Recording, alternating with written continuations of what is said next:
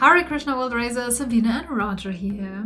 Yes, we decided to record our reactions to the comment sections 2 at a time. So we already recorded Chapter 3 comments. That's why we're going to be wearing something different in that part of the video.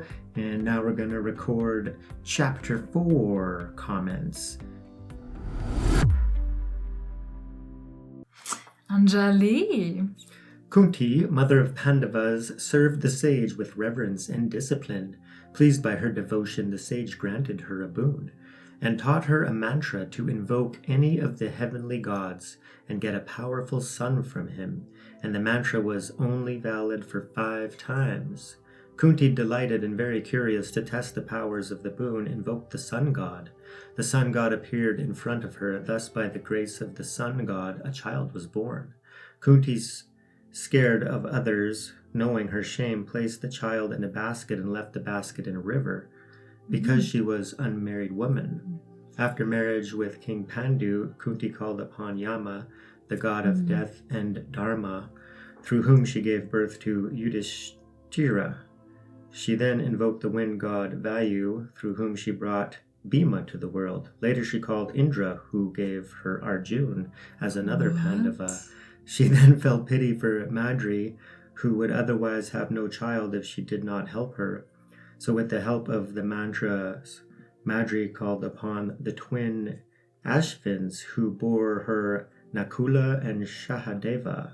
Thus the 5 Pandavas were born through the boon to Kunti. Whoa. Yeah, Sabina was not aware of that. I left that No, out. you were? Oh, yeah. Oh, Yeah, it's in the Mahabharata. Oh, wow. So they're all, divine, children, Okay. right? So their fathers are gods. And then the first one, she doesn't mention it, but it's Karna, right? So that's one of the warriors on the opposite side of the fight. Oh, Saket mentioned it? Sun god child was Karna? Oh, yeah. Sun god child was Karna, as eldest brother of Pandavas, but ignorant of the truth. I love those births. So, yeah, anyways. They are special. So, divine, holy manifestations, Wow. right? So Arjuna is the son of Indra. Susie? I love your videos. I have been following Krishna's devotion from past 15 years, even though I faced many miracles from Krishna. But lately I was feeling disconnected from him. So it was eating me out alive. But then I found your channel and I again feel so much connected to him. Thanks. God bless you both. Oh, well, that just brings joy to our hearts. That is so beautiful. Yeah. Reconnecting to Lord Krishna. Yeah. So happy. And I know the feeling. I had a rough time regarding the Buddha too on my journey. It's been up and down, and feeling reconnected again is just the most beautiful. So we rejoice. Shripad. Perfectly enunciated. This is the core problem with Advaita that Jagadguru Madhvacharya also points out, that Advaita makes the creation an illusion. It even makes you God yourself. Then everything becomes meaningless. Why worship other deities when you can worship yourself, since you are God after all? Why even study the Vedas, the Upanishads, the Brahma Sutras, the Puranas, the Bhagavad Gita, if it is all Maya illusion at the end of it? Might as well just give up. This is the core reason why Madhvacharya said that Advaita is actually not Vedic at all. That in the end the Vedas are themselves called Mithya in Advaita. Without considering the Vedas also as Mithya, you cannot realize the Paramartika, Satya, or the Nirguna Brahman, formless Brahman. Again, a misrepresentation of Vedic scriptures. There are lots of fundamental problems and contradictions in Advaita that a simple comment won't be suffice. Okay, so let's get down to business then. Let's debate. And go. Yeah, so it's great. And I'm so glad and happy for you that you found a guru that resonates with you, and that you found an understanding that you grasp onto. And that's amazing.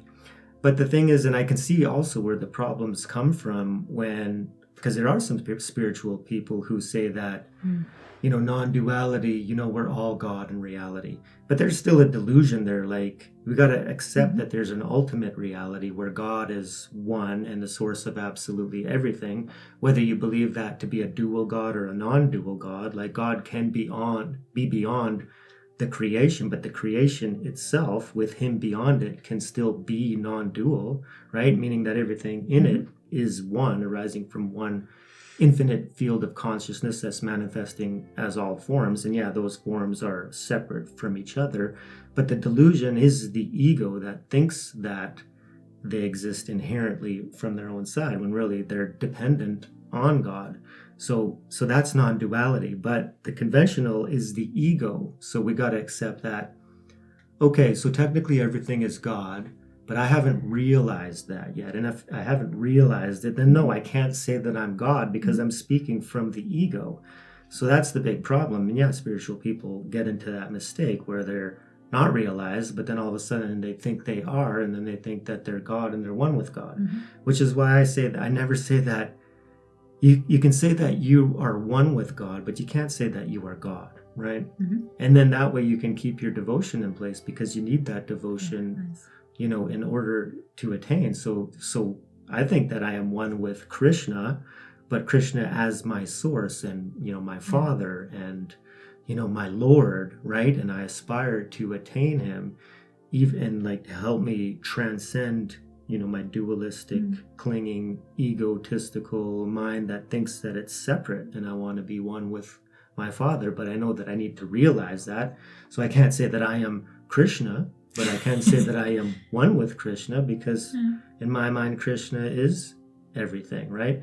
So to hold the view that, that non-duality, isn't valid at all, then you've actually just limited Krishna, right? Because to say that Krishna can't be that, and to say that we're just dual creations and will always have a separate existence from Krishna, also limits Krishna, because then you're saying that Krishna can't take a soul and completely eradicate the ego to the point that there's nothing left and all that remains is him. You're saying that Krishna can't just take somebody over completely, so that there's not a shred of anything remaining that used to be you. You're saying that Krishna can't do that.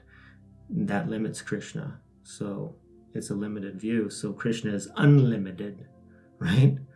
So anything other than that is holding on to a view that can create conflict, because other people, if they don't see it that way, then they're labeled as wrong and other. And then that's when conflict and attack thoughts come up. And the whole point is to have, so if you have an unlimited view of God, then everything else is okay. Like if that view helps you, then that's fine, because your view is contained within my view, right? So I understand that there's gurus that taught different paths in different ways based on, their attainments and their realizations, right? So why is there so many different schools? Well, obviously, because some gurus attained the highest that they possibly could attain in that form through different philosophies and branches and schools of thought.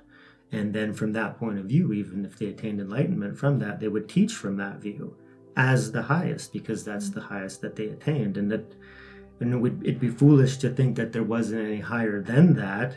And then if you're picking a guru and saying that he's telling us what the highest is, then you're saying that he's telling you what that his view is higher than Krishna's view, because Krishna is also teaching a view in the Bhagavad Gita, and it is higher than that view, saying that he can't also be non-dual, because it's beyond existence and non-existence. So anyways, that's where I stand on that. Ayush. Surrender the action upon Krishna. Krishna is absolute freedom from the mind. Please understand carefully. It is not like do whatever you want to and surrender the action upon Lord. No, it's not possible. It's actually the center from which you are working. That means you have to choose the right action. So what is right action? Action that lead you toward Krishna, or liberation, or clarity, or truth, or freedom is right action. That's what Krishna means when he says, surrender all activities to me. In simple language, only that action which leads you towards freedom or Krishna is right action. That's the real meaning of surrendering all activities to Krishna, or sacrifice to Krishna, or renunciation of action. First surrender, then act. When you surrender, then the center of every action becomes Krishna or freedom. Thank you.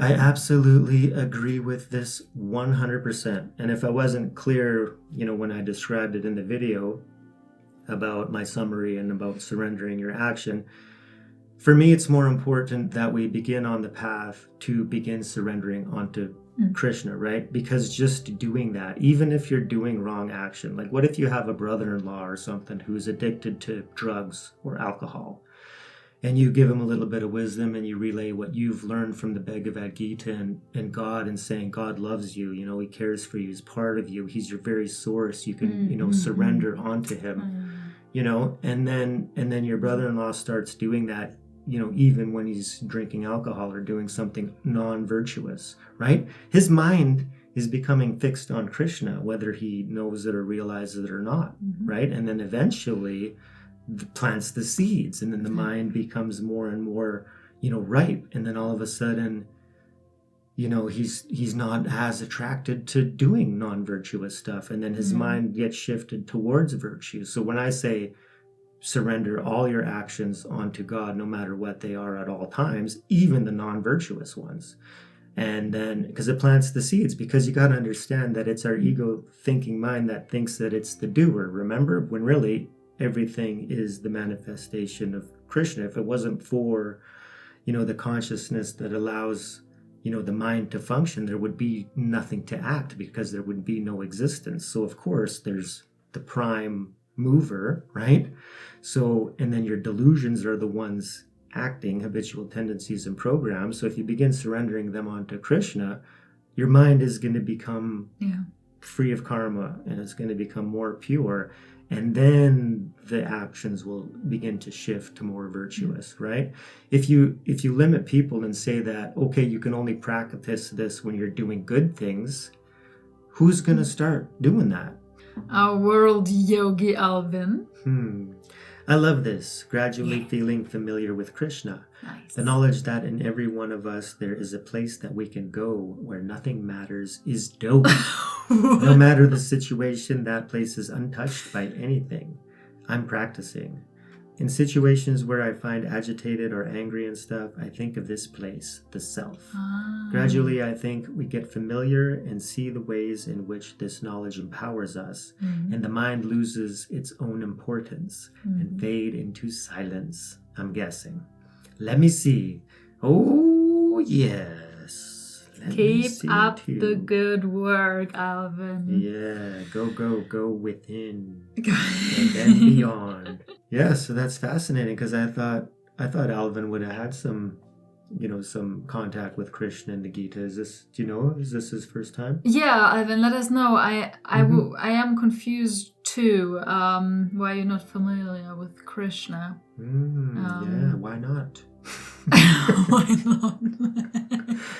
Yeah, so go to the place where nothing matters, in the sense that there's a purity within each sentient being, and that's what Krishna was talking about. It's the soul, it's the self, it's the Atman. It's the one that's unsullied, by dirt. It can't be burnt by fire. It can't be quenched by water. It's immutable. It's indestructible. It's immortal. It's beginningless. It's changeless. It's timeless. And that's the soul, that's the self, and that's always there. And like the Buddha called it Buddha nature. So we have different words. It's the clear light mind. It's the Rigpa.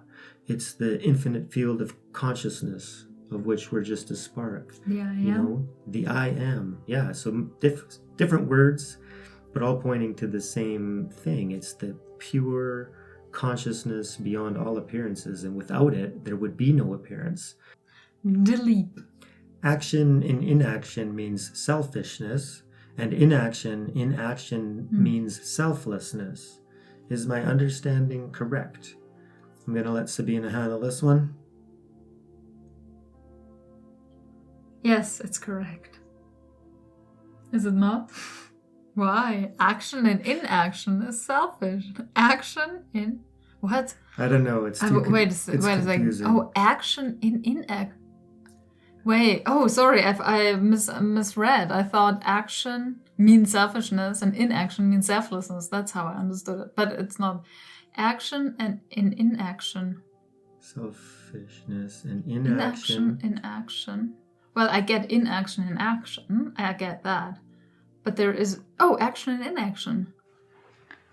But both is the same.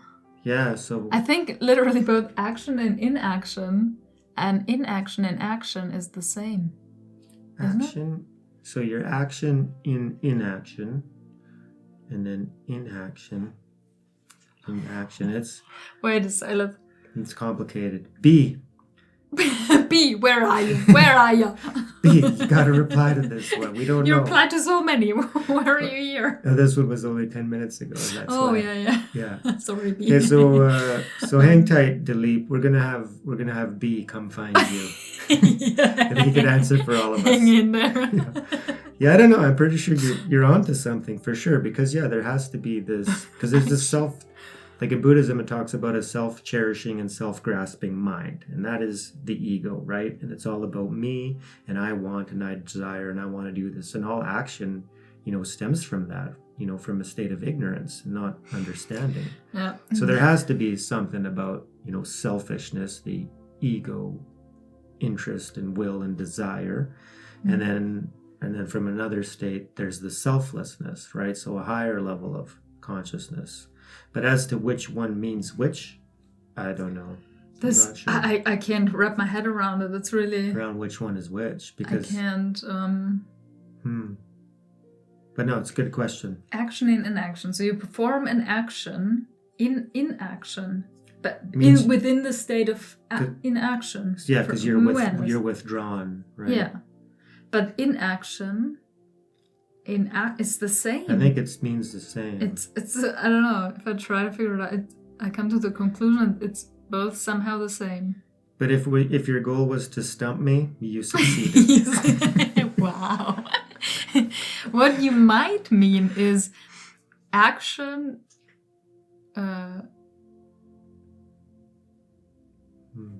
Action in awareness could be selflessness. Action from aware, that is. So then I would say action is selfish and inaction is selfless. Yeah, because we know that inaction, there is no inaction in reality because there's always action. Yeah. So to be in a state of inaction while action is being performed would be selflessness. Yeah. Yeah. So, hope that helps. Pankaj.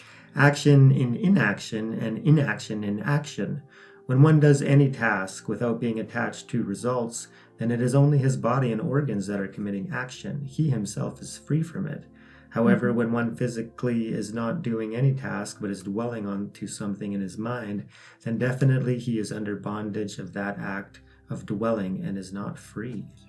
Absolutely, yeah. When people think they're meditating because they're sitting still, but they're all over the place in La La Land. Yeah, that's doing something.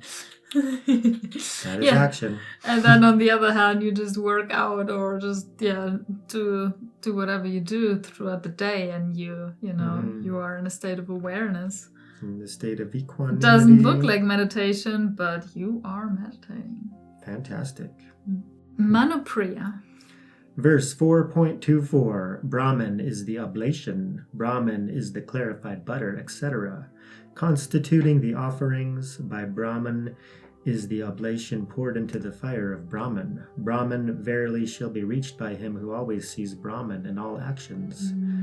Krishna in every chapter wants everyone to rise above dualities and destroy dualities by fire of knowledge and attain his true non-dual ultimate unmanifested formless nature. The knower, the known, and the process of knowing, everything is Brahman, Krishna. The one who realizes the true nature of his own self as Brahman easily becomes Brahman himself. The method to realize is Om, highest of all. Om is the bow, the arrow is the self, Brahman is the mark. By the undistracted man, is it to be penetrated. One should come to be in it, as the arrow becomes one with the mark. And that's from the Mandaka Upanishad. So I want to read it. yeah, we're going to do the Upanishads. Wow, I love it. Eventually. So yeah, that's mind-blowing. And that's, I'm pretty sure I touched on that in the video about, the knower and the knowing and the known. So that's, non-duality. So fantastic comment. Thank you. Our member Shikar. Lord Krishna manifests everywhere. Like today he manifested in the mind of Raja and Sabine to spread the wisdom of Gita. The verses of Gita are like food. Just like to know the taste and flavors of food, one needs to chew and enjoy the food slowly. In the same way, every word of Gita must be enjoyed and absorbed slowly to know its meaning. Yes, very true. Om. And another member, Manish. Do you know about the Brahma Tattva of Krishna? The Brahma Tattva is kept in the Jagannath temple in India since the death of Krishna, and he's alive. What is Brahma Tattva? I have no idea. Let us know. Sounds fascinating. Elaborate. Himanshu. Lessons of Gita from Krishna were heard by 4 people: Arjuna, Sanjaya through his divine eyes, Dhritarashtra, father of Duryodhana, through Sanjaya, and a demon named Barbari from the top of a mountain. However, they all took different meaning from this talk. Dhritarashtra was not interested in this knowledge. Sanjaya saw Krishna as a great political leader who guided Arjuna. Barbari took this as a property dispute between stupid Kuru family. Only Arjuna identified Krishna as God and surrendered him. Hence, what we hear, see, experience is not always the same as we perceive. Imposition of meaning on any text depends upon purity of mind and eagerness to learn about the truth. So true, and that's why we say at the beginning of our videos, we have to have that pure intention to seek to know, not because we want to become great and powerful beings, but because we want to know, the truth of existence and who are we in reality and what's important. So by seeking to know that, then the attainments will come. And also just to touch that I do believe Hanuman also was there and heard the words of Krishna, being the flag himself. So he was definitely there as well. And he received the teachings, too. Yeah, but he doesn't really need the teachings anymore. He is he's one of the teachings. Yeah, I don't think he needed it because I think he probably had enough. Yeah, we got to learn more about Hanuman, but I'm pretty sure he's like one of the most, advanced in the wisdom knowledge. If he's an aspect of Shiva, he is realized. Yeah, but in the Hanuman Chalisa, it also talks about him, gaining all the teachings, right? Oh, okay. So just like even Krishna, I believe, also had a guru, right? Oh, so really? I believe so, but we'll have to watch videos on that. I think after Vrindavan, he went to with his guru, right? We got a Hindi comment, and we just translated it. Oh, it pops up. Yeah, right here. Okay. I thank you both from the bottom of my heart and welcome you with an infinite stream of immense love.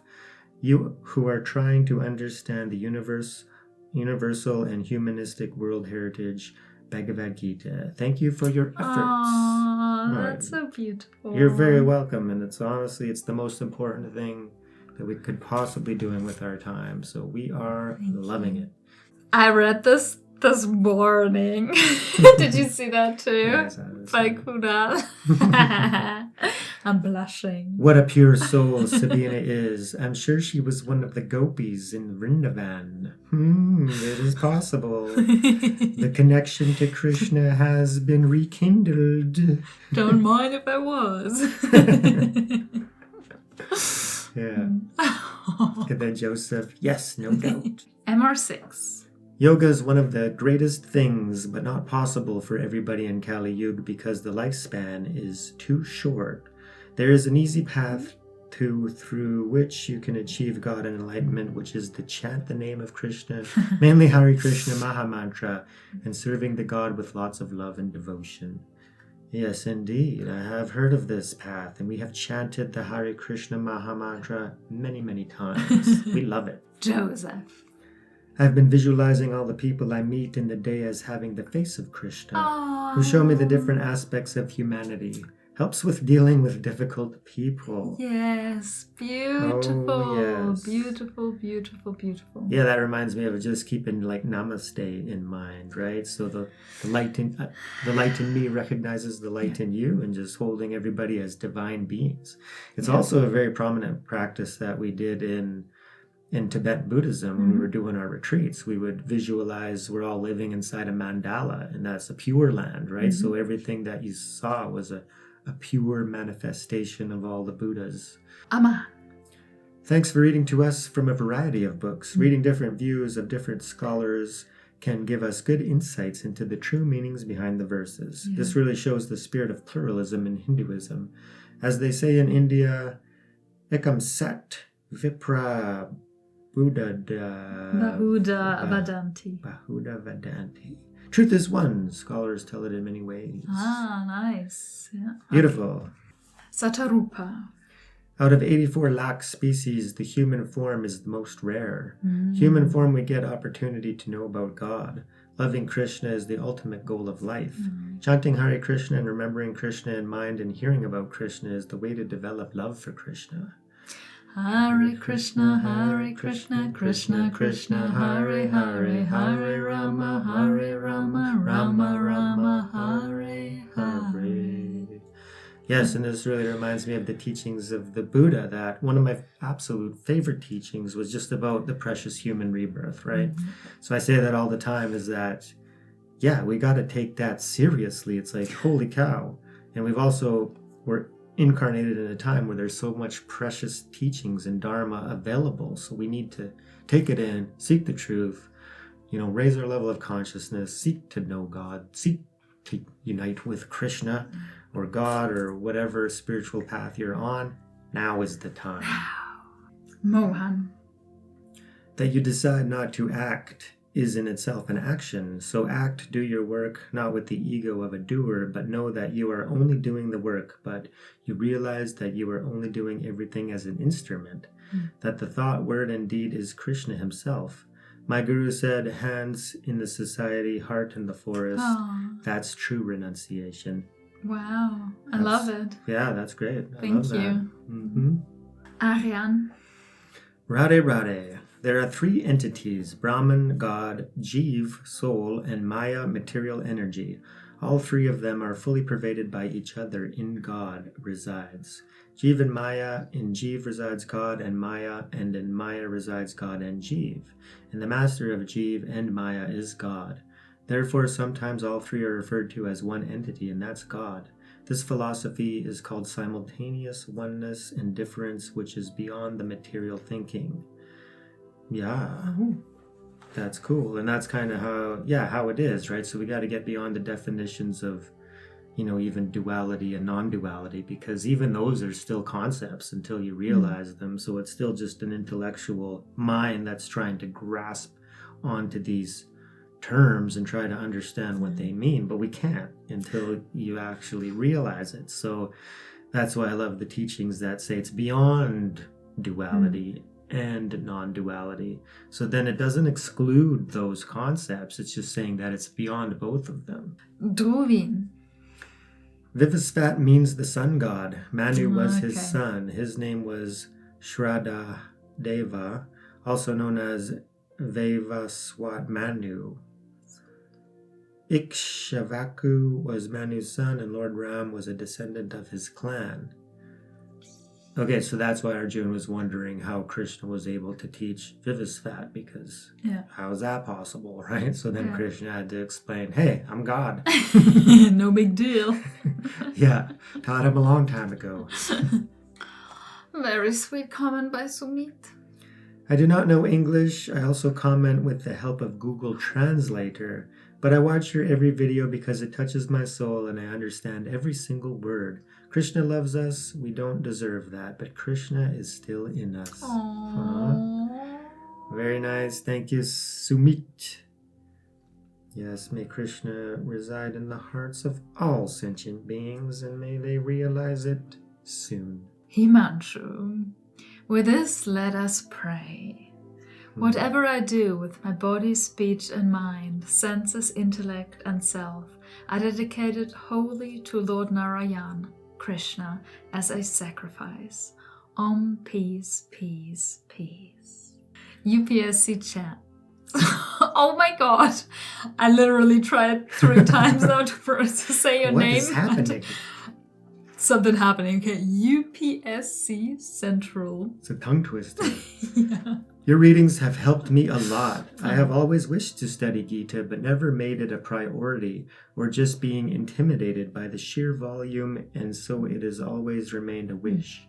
But once you started, I followed, understanding and appreciating different interpretations. I read along with you. Thank you so much for doing this and exuding calmness and positivity. Much, much love. Aww. Oh, much love to you. And thank you so much for joining us in your first trip into the Gita. So good. And so glad to have you with us for that. Thank you. It's Sabina's first trip too. Achutananda, thank you so much for the reminder. Save soil, everyone. Do it. Let's make it happen. Kuldeep. Please share and subscribe this awesome, knowledgeable content. Oh, yeah. Thank you. Do it. We just saw this visit for powerful mantra meditation music. Let's check it out. Let's see what's up. Ooh. Brutal sub meditation music. I like this channel banner. Oh wow, this is so pretty. Nice. Oh, it's just a small channel, 1.45 thousand subscribers. Wow, I love the channel banner. It's fantastic. Yeah, let's check out a video. Oh, I love the thumbnails. Nice job. Wow, great job. Yeah. So little views. Well, we hope you get more. He's got a prayer for world peace. Oh, there, nice. Aww. We love it. Beauty. Good luck with your channel. So people, check it out. Check it out. So thank you so much for joining us for this super fun comments reaction video. And I do think that there is another debate going in there. So if you want to go check that out. Yeah, we just don't have the time to really get into the super ultra long comments. No. Especially when there's like 19 replies. Yeah. I love to. Like on my free time, I'll try to get in there and read some of it because it's always interesting to see these debates as long as they're done friendly. They're good. But anyways, you can check that out if you want. But anyways, thanks so much for these lovely, wonderful, insightful comments. And thanks for being here. Yeah, so hit that like button. Just trigger that algorithm. And remember, raise yourself. And raise the world. Thank you so much, everyone. And a very special thank you to all our members. Hare Krishna.